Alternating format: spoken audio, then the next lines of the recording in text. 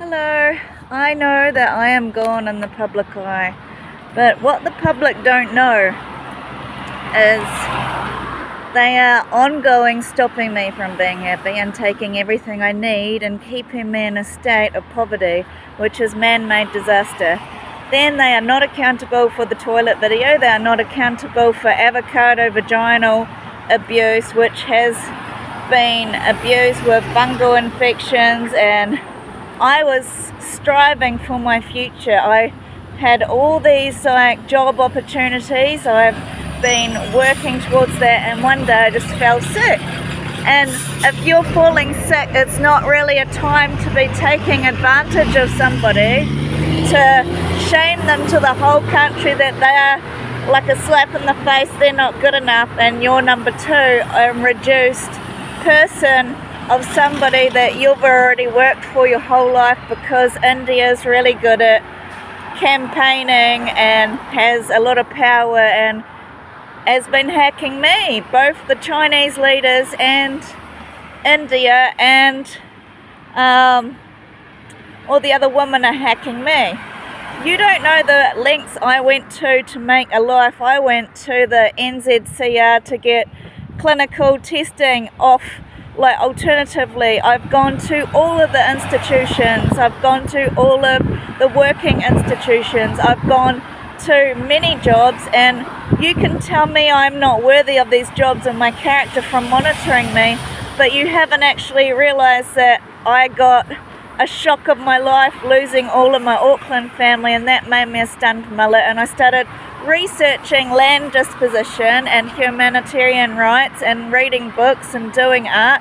They closed down that business, put me in a court case, and then I was destroyed, and then they were raping me for 99 cents in a real cruel euthanasia, and they have cut apart all of my downstairs area. That's injustice, that's racism, because no one's looking into it.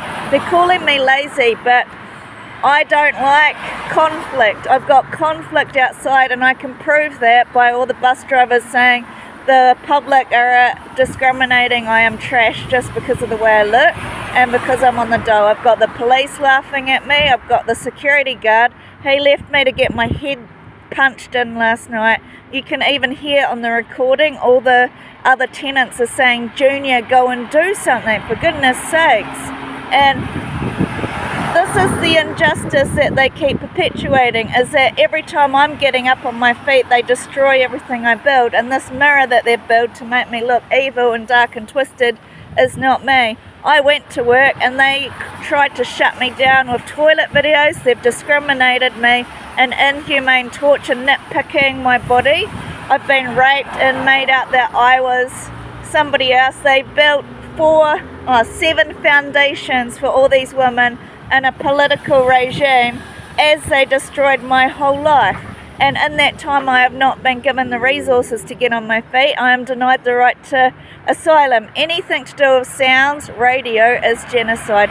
Anything to do with rape, discrimination, brutality is to do with genocide. Please help me, because I am British based born. I am not gum of the shoe. I have a lot of education. I just want the same equal rights to get back on my feet, and I'm being framed. I've got no safety. I'm being framed for stealing at shopping malls. They made a garden outcasting me with a bunch of girls discriminating. So how is that fair? Where am I meant to go? And have you seen my face? They're not the victim. They act like the victim, and I'm the one going through all this brutality. And now this is the real sad part, is they keep laughing that they gave me HIV. It's not coming up on any of my tests yet.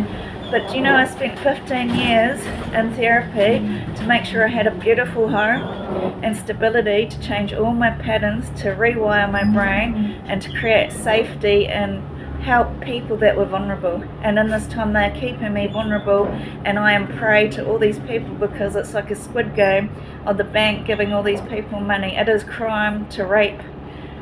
Do you understand? Doesn't matter if you're a VIP, doesn't matter if you're a producer, it is a crime. This is really unfair.